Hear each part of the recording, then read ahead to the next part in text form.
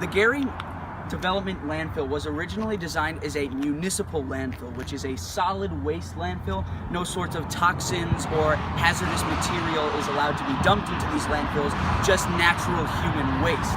However, once illegal dumping started to occur on this site, it became a very toxic and hazardous area for many of the surrounding people and rivers, thus why the Coast Guard has closed off this area. So essentially, once a landfill is left abandoned, all of the waste, liquid waste that has been collected at the bottom of the landfill leaks out because of lack of maintenance kept on the landfill. So what happens is that this groundwater known as leachate goes into rivers and wetlands such as these and pollutes the water for nearby surrounding areas. Now, not only do you just have to drink this water to become contaminated yourself, simply being around this water is hazardous to your health. Which is why we're standing right near it. From these wetlands, the water discharges down to the Grand Calumet River. From there, the water goes all the way through the river and ends up in Lake Michigan, where all of the drinking water from Northwest Indiana comes. Also, another implement of the groundwater is that it leaks into the soil surrounding. And as you can see, surrounded us, the soil looks miscolored and oddly shapen, which is a result of the contaminated groundwater leaking into it, making it hard for plants and wildlife to sustain life here. So this is also another hazardous effect. So when Munster put down their new track a few years ago, it was made out of rubber. And when we're looking at the contaminated soil that exists around the Gary Development Landfill, let's just see how it reacts being stepped on. Quite similarly to the track field, the soil here is rubbery. This is hardened soil. There's no plant life here. All the plants are dead in this exact area, and the soil here is discolored rubbery. This isn't good. And also has an odd There's pattern a blue tint surrounding to it. And we are breathing around it. We're gonna die. The soil is colored blue, Uh-oh. Gotta break cracked, through. and rubbery. Oh, let's find out. No, don't touch it. Don't touch it. You're I've gonna got die. steel-toed boots. We're fine. What is that? Look at that. That's like tar. Is that wet? Look So at- here we have a pike pole covered in dirt, sediment from this area. It looks crystallized, it's wet, and it smells like tar. And it's got some oily, looking. It smells and looks like hardened tar. The normal soil in this area is contaminated to that point, Which would explain the rubbery consistency. and the discoloredness. So we decided that we wanted to mess around a little bit with the dirt just to kind of find out that, like, how much of this environment was really contaminated. And, well, I'm just gonna move this, and I want you to specifically watch this crack right here. That is not good. It has the consistency of a gel, and I'm pretty sure dirt doesn't normally do that. And what we're gonna do is we're gonna drop it from about head level, so about 5'9". All right, Aiden, show the ground below this. Broke. It broke, but it's still very much intact. Like, if that was regular dirt, it would have shattered. It would have shattered. It wouldn't have come up like this. Let me see it. Let me start recording.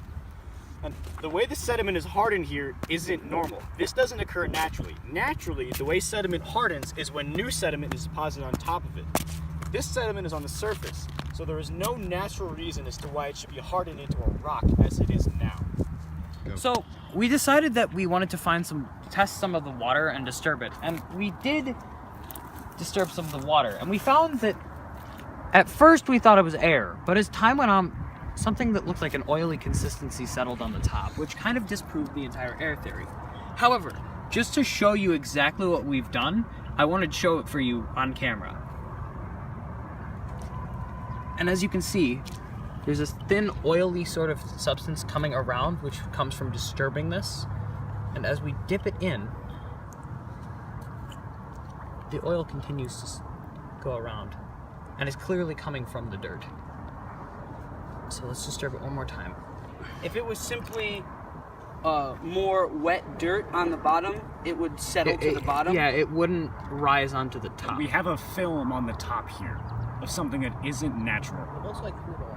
And it's extremely disconcerting. Right. And as we move further away from the wetlands back here, the smell of tar actually lessens. Which is actually really disconcerting because we are currently, wind is blowing this way, and GDL is officially that way. So that means that tar is outside of the borders of Gary Development Landfill. It And also actually, means that the tar isn't being blown by the wind. It's just there. and also, we noticed that there was some signs of habitation back there. Or not habitation, but there was signs of life having disturbed the area back there. Which means that this area is actually really improperly sealed off because As you can see here, there's tire tracks, there's even a container here. This area is frequented probably by locals. And as we can see, the Indiana Toll Road runs right next to the site, along with a freight railroad, which is extremely concerning. Up there is Interstate 90, the Indiana Toll Road, and right here is a Canadian National Railway. That travels right through here. And we can see that this perimeter fence was put up to keep people out, but as we can see, someone has gone through it, which shows that for an area that was declared a Superfund site by the Environmental Protection Agency, it is not being properly cared for, and someone can get through this easily. Now, right now we're on a border area, which, as we showed earlier, showed in earlier videos, already sees the detrimental effects of having this landfill right here. Now, if we can get through if the landfill is this easy to access, we can see that something needs to be done. The EPA is not helping with anything that needs to be done, and we can see that nothing has been done since 2002. So if we're not doing anything and we're allowing people to get in this easily, along with letting commuters go right over where the landfill is, we can see that this is extremely problematic. Now, what the EPA needs to do in the city of Gary, because the land that sits behind this is privately owned, the EPA needs to use its ability to effectively make sure areas like this are closed off and take the land that it needs. And finally, when looking at what the EPA needs to do, and the city of Gary, if the city of Gary wants to make money, they should be closing this off, letting the EPA clean it up, and selling the methane gas. As we saw over there, there is gas that's trapped underneath the soil here. And this is what the solution needs to be. Grants are available from the EPA to make sure that this happens. The city of Gary just needs to finally go through with their plan and fix what's happening here. It should not be this easy to get into a Superfund site.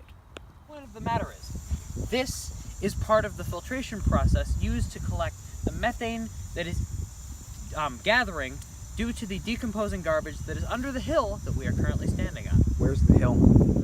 at Centennial Park, Munster, Norwich. Indiana. So we're currently at Centennial Park in Munster, Indiana, on top of the landfill that is located here. Now, this is an example of a municipal landfill, which is a solid waste landfill. No toxic or hazardous materials have been put here since the 70s, when before that it was a toxic waste landfill. However, in the 70s that was cleaned up and there's no more of that here. Now, as you can see here and at the bottom of the hill, there are these pipes and drain systems that release water known as leachate, which is waste liquid that goes into the ground and is somewhat hazardous to the soil and area surrounding. However, because this is no longer a toxic waste site, it's not as harmful as the one in, say, Gary, where it is just pure toxins being put into the soil. Now, located throughout this landfill, there are things known as methane vents, which take all the built-up methane from inside the landfill, which collects because of the degrading biomatter inside and releases it into the air. Now, as this is an effective way of releasing this gas, it is actually quite harmful to the area surrounding because it is just pure methane being leaked into the atmosphere and air surrounding. So, this landfill isn't too harmful to the area surrounding because it is located in such a residential area. However, there really isn't an example of a landfill that is completely harmless. Every landfill has its negative health effects, and the whole ideas of landfills are just not good for any environment whatsoever. Alright, so here we are still at Munster Centennial Park, and we can see behind us their process for changing methane gas into energy that the town sells. And this is something that the EPA has recommended for many landfill sites across the country, and in fact they have grant programs for this. Now if the city of Gary wants to help clean up their act while still making money, this is the answer they should choose. Because the reason Gary wants to reopen the landfill is to make money. Now if they let the EPA do their job, they will be able to get this grant money that will allow them to open up a facility such as this, which can power hundreds of homes and has helped the town of Munster clean up the area around Centennial Park immensely, because it no longer smells like methane, and we can see that they burn off the residual methane.